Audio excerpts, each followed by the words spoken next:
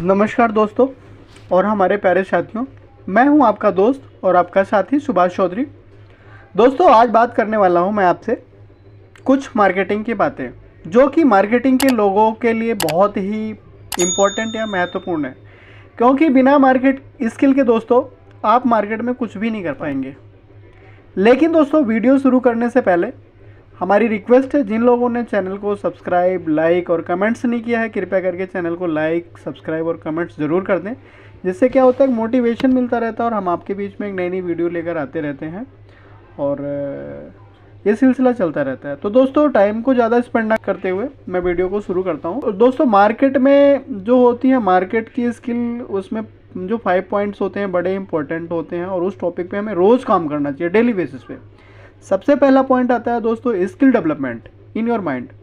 दोस्तों, अगर हम बात करते हैं मार्केटिंग के लोगों को, तो उनको टाइम टू टाइम अपने स्किल को डेवलप करते रहना चाहिए, अपने माइंडसेट को डेवलप करते रहना चाहिए, जिसकी वजह से उनके ग्रोथ में, उनके डेजिग्नेशन में कोई रुकावट ना आए। जैसे मान लो इस साल हमने जो सेल किया और टोटल डिटेलिंग पे सेल किया, नेक्स्ट ईयर हमें कुछ अलग करना पड़ेगा। तो नेक्स्ट ईयर कहीं ना कहीं हमें जो है टेक्निकल चीज़ें आनी चाहिए, जिससे हम टेक्निकली डॉक्टर से डिस्कशन करें और टेक्निकली डॉक्टर कन्विंस हो और हमारे प्रोडक्ट को रिकमेंड करें।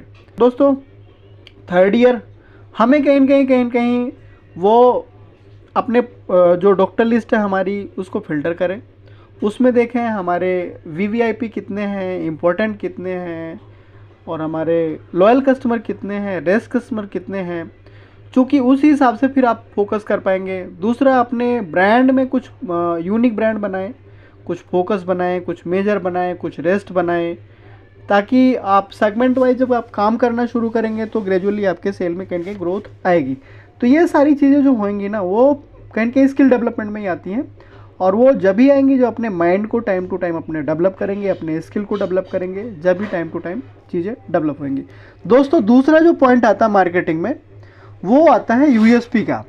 यूएसपी पे मैंने पहले भी बात किया था। हमें कहीं न कहीं यूएसपी पे लगातार काम करना चाहिए। हमें अपने जितने भी हमारे ब्रांड हैं उनके यूएसपी बोले तो यूनिक सेलिंग पॉइंट के बारे में पता होना चाहिए।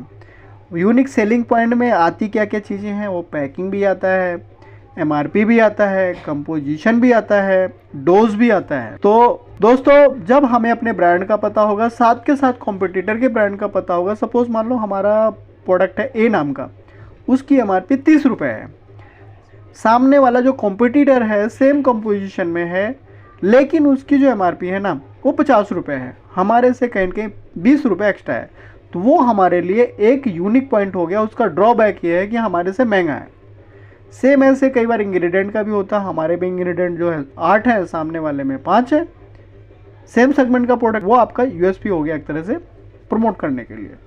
तो दोस्तों, थर्ड पॉइंट जो अपना आता है मार्केटिंग के लोगों के लिए, focus in your product in doctor chamber. हमें सेगमेंट वाइज डॉक्टर के बारे में पता होना चाहिए कि कौन सा डॉक्टर किस सेगमेंट के हैं, और ये जब पता चलेगा जब आपकी एनालिसिस अच्छी होगी, आपकी एनालिटिकल स्किल अच्छी होगी, जब आप ये एनालिसिस कर पाएंगे कि ये गायना का डॉक्टर है, ये एंथलमेंटिक का डॉक्टर है, ये एंटीबायोटिक का डॉक्टर है, किस तरह का डॉक्टर है, आप उसी तरह के प्रोडक्ट को फिर जाकर के वहाँ पे हिट कर पाओगे और आपका प्रोडक्ट कहीं कहीं वहाँ पे रूटीन में चलना शुरू हो जाएगा। दोस्तों, फोर्थ पॉइंट आता है अपॉर्चुनिटी। ये बड़ा ही इंपॉर्टेंट पॉइंट है, बिकॉज ये अपनी रियल लाइफ में भी ये कहीं कहीं यूज़ होता है। क्योंकि मैं छोटा सा एग्जांपल दूं, मान लो कोई भी बच्चा है, वो जन्म लिया, जन्म लेके उसने है पढ़ाई करनी शुरू करी, यूकेजी से एलकेजी, एलकेजी से 1 में गया, 2 में गया, 3 में गया, 4 में गया, 5 में गया। देन उसके बाद में उसका जो ये टाइम स्पेंड हुआ 9 से 10 साल, ये उसके अगले कॉलेज तक ये वापस तो आने वाला नहीं। या फिर वो मान लो यूनिवर्सिटी में उसका एडमिशन हुआ, जो उसने टाइम स्पेंड किया स्टडी में या फिर प्लेइंग में, वो फिर जब वो जॉब करना शुरू करेगा तो उसको बैक टाइम जो चला गया वापस नहीं आने का। तो दोस्तों, टाइम को बड़ा महत्व देते हुए और अपॉर्चुनिटी को बड़ा महत्व इम्पोर्टेंसी देते हुए, सेम इसी तरह से अगर हम बात करते हैं सेल्स की, मार्केटिंग की, तो यहाँ भी अपॉर्चुनिटी हमें मिलती है। सपोज मान लो किसी ए नाम के डॉक्टर हैं, उन्होंने हमें क्या किया, एंथलमेंटिक का सेगमेंट है, उसमें उन्होंने हमें 200 यूनिट का ऑर्डर दे दिया और बोले ये हमें गुड्स भिजवा दो। हमने क्या किया, हमारे पास वो कोई कुछ भी रीज़न हो सकता है स्टॉक ना रहा हो, या पीछे से गुड्स ना मिला हो, या हमने डिले कर दिया, भूल गए, तो हमने उस अपॉर्चुनिटी को कहीं न कहीं मिस कर दिया। अब उस जगह पे अगर किसी अदर कंपनी का व्यक्ति घुस गया और उसने अपना अनथलमेंटिक सेगमेंट या ब्रांड घुसा दिया वहाँ पे, तो अब वो अपॉर्चुनिटी हमें पता नहीं 2 महीने बाद मिलेगी, 3 महीने बाद मिलेगी, 5 महीने बाद मिलेगी, 1 साल बाद मिलेगी, हमें नहीं पता। तो इस तरह से जो हमारे पास अपॉर्चुनिटी होती है, जो मौके होते हैं, उनको खोना नहीं चाहिए दोस्तों। कोई भी अपॉर्चुनिटी मिलती है, चाहे लाइफ में जॉब को लेकर के हो सकता है, मेरिट को लेके हो सकता है, माँ बाप की सेवा को लेकर हो सकता है, XYZ कोई भी अपॉर्चुनिटी होती है उसको हमें मिस नहीं करना चाहिए दोस्तों। और दोस्तों 5th पॉइंट जो आता है वो आता है सेल्स। दोस्तों मार्केटिंग के लाइन में हाँ, कहीं न कहीं जो एंड ऑफ द रिजल्ट होता है वो सेल्स होता है। हम कितना भी उछल कूद कर लें, कितना भी भाग दौड़ कर लें, कितनी भी मार्केटिंग की बातें कर लें, एंड ऑफ द रिजल्ट जो होता है वो सेल्स होता है। अगर सेल्स नहीं है तो हम ज़ीरो हैं, वहाँ पे हमारी वैल्यू नहीं है। और सेल्स की अगर हम बात करते हैं तो सेल्स में 3-4 टॉपिक बड़े ही महत्वपूर्ण होते हैं दोस्तों। 100% सेल करने के लिए हमें कम से कम 50% एफर्ट्स जो लगाना होता है अपने फोकस ब्रांड पे लगाना होता है, क्योंकि फोकस ब्रांड जो होते हैं वो कंपनी के बेस होते हैं, कंपनी की नींव होते हैं, और हमारी जो सेल होती है वो 70% सेल वही लेकर आते हैं।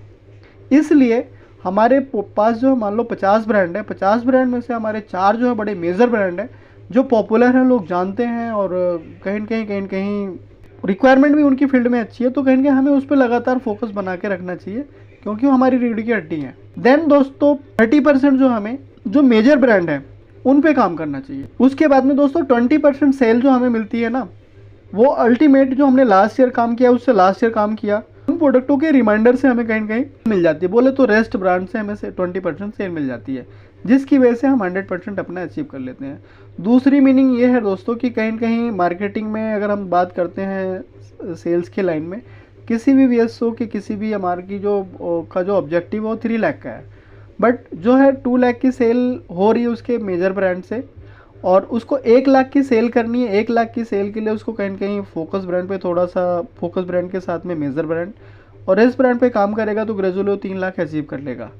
तो दोस्तों मार्केटिंग में ये जो 5 पॉइंट हमने आपसे डिस्कशन किए, ये कहीं न कहीं डेली बेस में यूज़ होने वाली चीज़ें हैं, और एक VSO को या एक सेल्स के पर्सन को पर डे अपनी एनालिटिकल स्किल डेवलप करनी चाहिए, पर डे सोचना चाहिए इस रूट पे जा रहे हैं, इतने डॉक्टर हैं, इतने रिटेलर हैं, हम कौन से रिटेलर से क्या बात कर सकते हैं जिसकी वजह से हमें कहीं न कहीं सेल में जंप मिले, हमें हेल्प मिले। तो दोस्तों ये रही सारी सेल्स की बातें, मोटी मोटी मैंने बड़े सिंपल लैंग्वेज में आपको बताने की कोशिश करी है। और फिर दोस्तों नेक्स्ट वीक या विद इन 2 और 3 डेज़ हम आपके बीच एक नई मोटिवेशनल वीडियो लेकर आएंगे, जो दे फैक्टर और मी फैक्टर पे होगा टोटल। और तब तक के लिए दोस्तों बाय बाय।